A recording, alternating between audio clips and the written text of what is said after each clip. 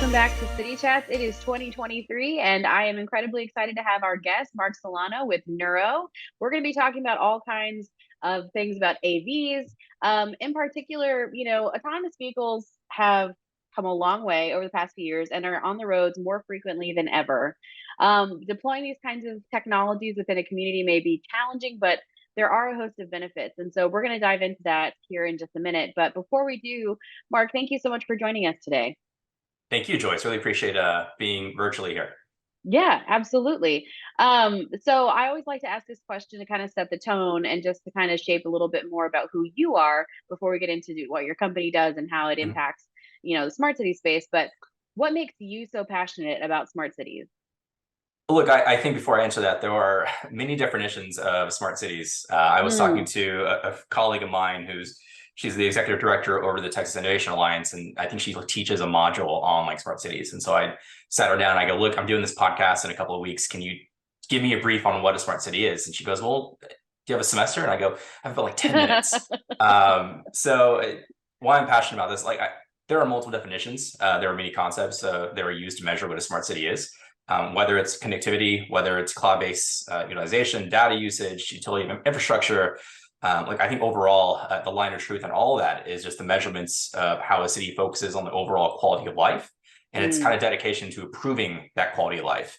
And I think you can see the priorities of that, or the spirit of that, and how a community or a smart city allocates their funding, allocates their budgets. You can kind of get a feel for what they want to focus on and how much time they spend and how many resources they allocate to the future of quality of life. So I'm based here in Houston. So, how often are we talking about the future of Houstonians here, 10 to 20 years later? But Joyce, to answer your question, because I'm a fan of going on tangents. Look, I've always had a passion for improving the world around me, the community around me. Maybe it's just because I like to complain a lot. I don't know. But prior to my role here at Nuro, I worked with the city of Houston, worked for Harris County, also did some consulting here in Texas. So I've always had a little bit of passion about improving that local community around me. But the implementation, thank you. Implementation of smart city infrastructure, including the work we're doing here at Nuro, is just incredibly exciting right now. And I'm glad I get to have a role in that here in Texas and also here in Houston. That's fantastic stuff. And I mean, I'm so glad that you mentioned the multiple definitions and what it ultimately means. And I think you're right. Like, it really does come down to people focusing on the quality of life for residents and how they plan on incorporating technology to meet those ends. And it looks different for every community because every community is different. Every city is different from another. So, there isn't an out of the box solution that's going to necessarily serve all. And I think it's great that your background, and we'll get to this a little bit later, but like your background in being civically engaged at the community level has definitely lended itself to your benefit in working at Nuro. And so I'm excited to get to that part of the interview as well. So let's talk a little bit about Nuro because it's a unique startup that's doing a lot within the city of Houston. Can you share a little bit more about some of your current projects? Yeah, so look, Nuro is, there's many ways we talk about it. We're an autonomous vehicle, electric vehicle delivery service. So we're Houston's first on-road electric vehicle for delivery. We exist to better everyday life through robotics, and we deliver things that people need, from produce to prescriptions, right to your home. I think quite often we get confused with other companies that do AV delivery. So like at University of Houston down the street, they have, Starship, but our vehicles are on the road. So we have a little bit different regulations when it comes to our line of work. But here in Houston, just to answer what we're doing in the area and why we chose Houston for a good flag in the ground for Texas, is that we have an incredible, conducive community that wants to lead in these spaces. And so we go back to smart cities. An example is Mayor Turner and the many members of the city of Houston City Council who all individually work on smart cities within their own districts. And they were excited to see our work happening in their districts. And so we saw a value in that, and they see a value in what we do. And so we work closely with them on public engagement to support our work. I hope that answers your question. Again, I can go on many, many tangents of, why Houston. It could be like the Houston Astros or the great things that we do here in Houston. But it's just one flag in the ground. So if you kind of look across the state, there are multiple AV companies that you're seeing picking up work within the AV sector. Many of them in DFW, Arlington, who I would argue is the city of Arlington, I would argue is one of the leaders when it comes to AV development and how they partner with AV companies. And also in the city of Austin, you're seeing some work there with AV taxis. So it's really exciting to be in this field. It's really exciting to be a Texan, and it's really exciting to see all this kind of come together within our lifetime. So a lot of great work, a lot of fun work. But yeah, I'm happy to answer anything about Houston specific AV and what we're doing here in the area with Nuro. Sure, yeah. Well, and just so you know, like I love tangents. I think that that makes for much better conversation anyways. Yeah, like you're right. There's a lot happening in Texas, and I think that there's a ripe opportunity for many companies to come in and do innovative projects Mhm. throughout the state. And it is kind of exciting to see the AVs kind of be on the forefront for so many cities. Yeah. And Houston being one of the major cities, like that is really fantastic because there's a lot of opportunities to serve people with that. So, you know, big, small cities, whatever, how can AVs be of benefit for all communities? Oh yeah, well, I want to be careful not to speak about other AV companies because I may get a text Sure. from my friends at a different company going like, "You said this wrong," or "Text do this." Fair It's a enough. friendly Yeah. competition. We all kind of sit around sometimes as kind of a joke around with each other, which is always fun to discuss because we're all going in a similar direction. But for communities, I'm going to use Houston as an example. So for Nuro, we're doing a lot of great work in the area, and tying this back to smart cities. We recently worked with the city of Houston to identify unsafe intersections. And so when you talk Mm, about community benefit, that's just one of the area. We're able to do this because our vehicles that are on the road, they have a tech stack that allows us to see the world around us. So we have LiDAR systems, many other systems that I won't get into for patent reasons, mm, but we can see school zones, stop signs, and stop lights. Really, everything that a public eye can see on the road, we see as well. So just imagine yourself sitting in a passenger seat and seeing the world around you. That's kind of what we see. So we worked with the city of Houston to inform them on a couple locations that we were seeing kind of unsafe behaviors from the traffic around us, and that includes vehicles not stopping at the stop signs. That includes other vehicles not stopping at yield signs. That also includes vehicles or our own vehicles saying that on this day there was a stop sign, but the next day there wasn't a stop sign. So we still mark that as unsafe intersection. So we hmm worked with the city of Houston to identify those locations. We've also laid it with the city of Houston has this amazing map called the High Injury Network map. And so we said, look, within this high injury network area, you have 3 missing stop signs, 2 intersections we deem unsafe. And so they were able to work on that. So it's one really, really cool thing. So the city that I live in, I'm now in a place that I can say, hey, like we saw this traffic build up, like let's talk about it. And so the city is like taking their own action to work on that, which is really cool. On the quality of life side, Nuro's delivery vehicle are R2.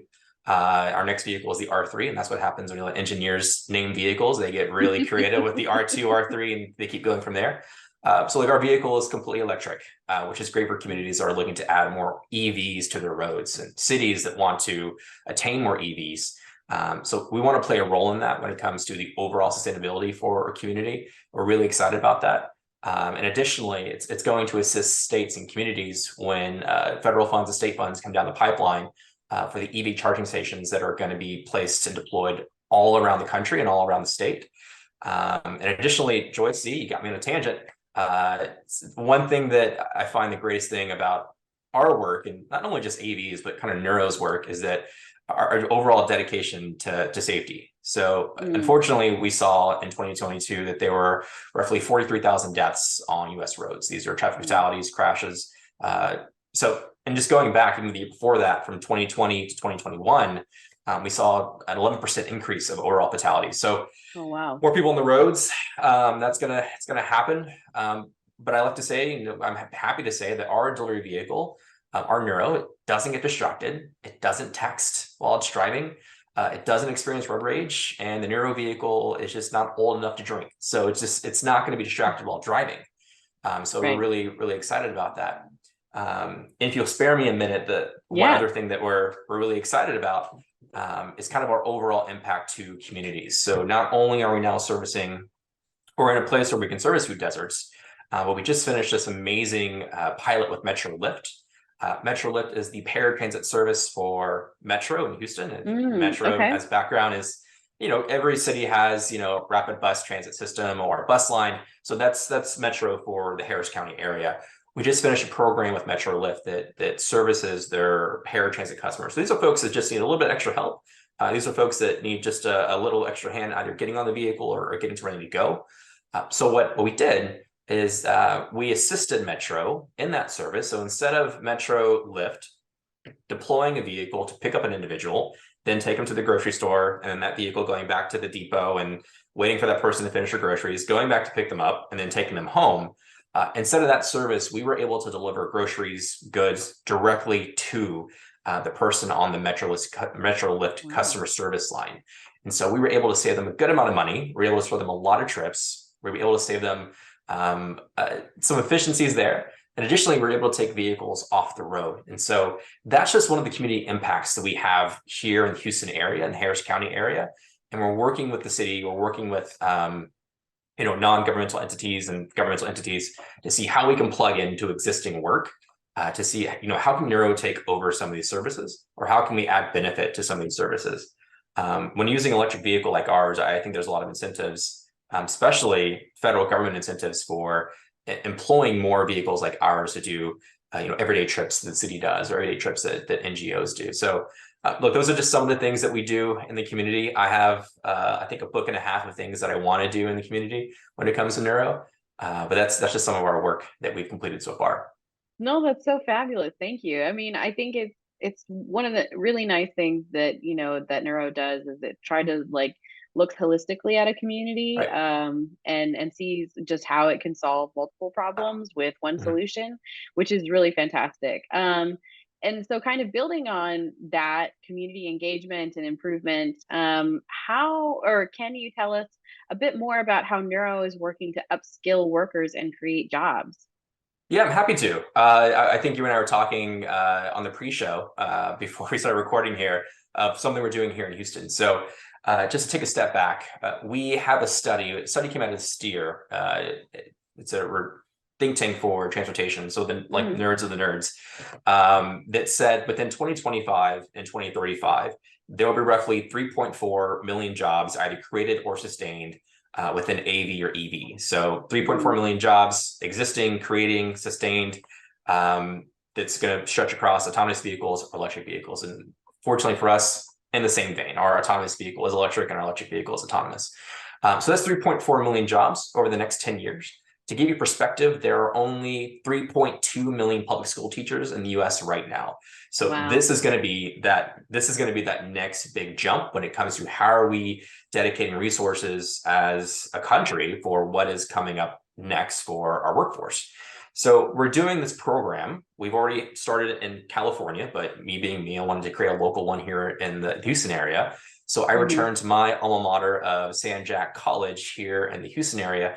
And actually, this Friday, we're announcing our partnership, Nuro's partnership with San Jacinto College to create the state's first autonomous vehicle certificate, where San Jacinto students will have the opportunity to learn computer science, to learn automotive technologies, to learn everything that goes into servicing AV and EV vehicles. And a good portion of the program will include hands-on learning with our local Nuro employees. We're called neurons with an N, not an M. But with our local neurons like here in Houston, it's super cool because when I was a student at San Jac, I worked part-time at Academy Sports and Outdoors. That was my way of putting myself through school, and not to hate on Academy Sports and Outdoors. I was part-time working, making minimum wage. But I think like my paycheck paid for like half a book when I went to school. So I'm really happy we were able to do this. I'm really happy that we're able to compensate the students that are going into this program. So we don't have to give them a choice of school or work. Now it's going to be the same thing. And now they're going to learn hands-on of how to build these vehicles. And what's really interesting is that we're building a program that's not just for Nuro vehicles specifically. These are skills that can be used for other companies that are within the AV space, other companies that are within the EV space. So you can go through lines of multiple companies. I don't want to name any, but multiple companies that are looking to do this. And I can tell you right now, there are some pretty aggressive goals by 2030, 2040, 2050. A lot of companies are saying that we're dedicated to full EV. There's not going to be one combustible engine that we make after 20x or 20 whatever. So we're really excited about this program, and I'm really excited that we get to brag that it's here in Houston first and here in Texas first. That's just my old like Texas pride speaking. I Not related can't. to Nuro whatsoever. No, that's fair. I understand. As a native Texan myself, it's Yeah, kind of hard to put that aside, no yeah. matter what hat you're wearing. We have a No, friendly competition. Sorry, please. yeah. No, yeah. No, I think it's fantastic that there's such an eye to the future and that there is, one of the things that compels me to do the work that I do is that there's going to be bridges that need to be built in order to bring people along with us into the future that we're Right. creating, right? And I think it's wonderful that Neuro has this opportunity and the desire to partner with educators and with students to equip them with the skills to move forward and to advance, not just themselves but also our communities. Yeah. So that's really fantastic. Speaking of engagement, why does Neuro find it critical to actively engage with policymakers and communities where the company is deploying this technology? Right. So look, I'll start by saying that I am convinced that I have the best career in the world. I get to showcase to my neighbors, to people here in Houston, across the state, all the opportunities that AV can offer communities. Just last week, I was doing a community event, and I met this little girl. Her name is Sal. She went by Sal. I think she was like 5 or 6, but I was showing her our R2 Nuro vehicle, and she was asking me like, "How do you get to do like? How can I build this one day?" And I go, "Look, Mm, work on STEM, work in science, technology, engineering, and math, go to college, you go to trade school and come back and talk to us." And so she goes, "One day I want to come back and work for you guys." She didn't say it express it this way because I think she was like 5, but she goes, "I want to make this car fly." And I was like, "You know what? You can go to school, come back, make the car fly. That'd be cool for me. yeah. Please do." And so like those are like the really fun things you get to do. Hmm. Additionally, when you're at an event or when you're watching our R2 vehicle go through the streets of Houston, that there are 4-year-olds that I get to go, "Do you guys want to see a robot?" And the 4-year-old's going to go, "Yeah." And then their 40-year-old parent, I said, "Do you want to see a robot?" And it's the same exact excitement of, "Yeah." But to answer your question, in order for, and I think this is holistic across the board, but in order for a company to truly be able to serve a community, they first have a responsibility to understand that community. And that Mm, includes government relations, that includes ensuring the deployment is going to be legal and safe. So look, we work with many municipalities and the law enforcement agencies to educate police officers on our vehicles, how to pull them over properly. Because I can tell you this, not a lot of cadet schools right now are teaching cadets how to pull over a vehicle that has no mm, driver, that has no room for a driver inside of it. And additionally, on the policy engagement side, working with policymakers, we need to do that. Every company needs to do that to kind of provide that transparency and provide education in order to follow the laws and follow all regulations where we deploy. So you get a lot of interesting questions working with policymakers. Each of them I truly enjoy. I really enjoy answering each question from every policymaker I've bumped into. Some of us asked us, I'm waiting for the person to ask us, "Does it fly?" But what someone asked us like top speed, can this deliver to my house directly? So it's just really interesting questions because I was joking around with a colleague that a lot of these, the work that we're doing, we're not writing laws today, but we're updating laws. So I think Secretary Pete Buttigieg made a comment recently mm. that said like the laws that were there when he was born are still the laws today. And now that, the laws back in the 80s that were sci-fi are now things that we need to figure out today. And so we're Yeah. joking around of like how we're the founding fathers of like AV laws going forward. And I mentioned like I want to see these laws updated. I'd love to see, 20, 30 years from now, like what regulations are going to exist because what problems have we solved and what technology do we have that need to be put on paper. So I always thought that was just really interesting.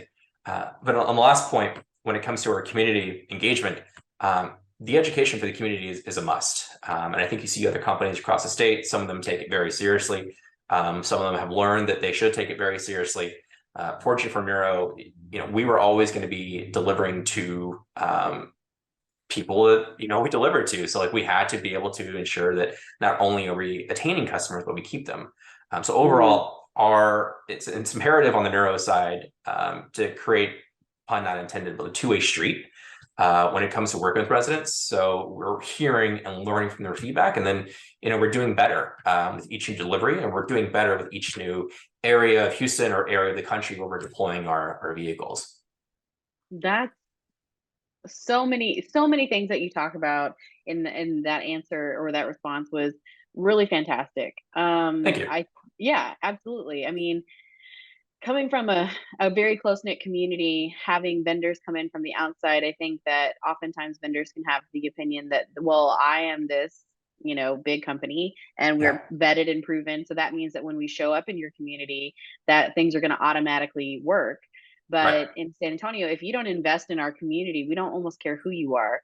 You're not Right. going to get very far. And so it's nice to Right. have a community first mentality and get to know people. And what better way to get to know the community than to really understand what they prioritize in terms of legislation and how to incorporate, all these different stakeholders in the community as well into shaping what this can look like.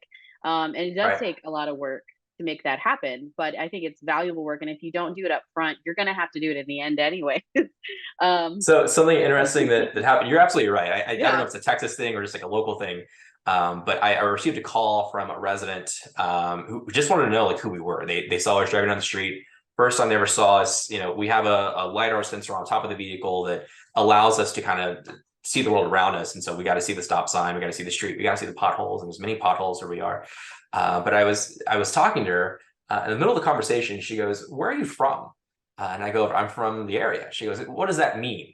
And I go, "I'm from Houston, Texas." She goes, "Were you born and raised here?" I go, "Yes, ma'am." She goes, "Okay, I can kind of hear it." And I go, "What does that mean?" She goes, she's like, "You got kind of a twang." And I go, "Oh yeah, I was kind of born with it, I guess." But even in that, like the tone of the conversation changed completely. So it went from like her being, I wouldn't say suspicious, but her being, questioning what we were doing in the neighborhood. And it went straight into like, look, if there's a person here from the Houston area that's working on these items, that little level of public trust just kind of increases when you're Yeah. talking to me. I think she thought she was going to be routed to some of the country for 1-800 calls, but no, Right. all those calls like come to me here in Houston because I know the streets we're driving on, and I know the folks, a Hmm. lot of the folks that we're servicing. So it's that little extra feel that I think really helps people think about AVs and think about services a lot differently. Yeah, no, absolutely. I couldn't agree with you more. And it's really great. I think that you probably do have one of the best jobs in the world if you get to hit all of those good elements. I like to think so. Um, Yeah. yeah. So I just have one more question for you, which is if you could change anything in the AV space right now, what would it be and why? Oh wow. Okay. Well, I have a book here of things I want to get accomplished. But we'll start like on page 52 this time. So I was just discussing this with a colleague of mine.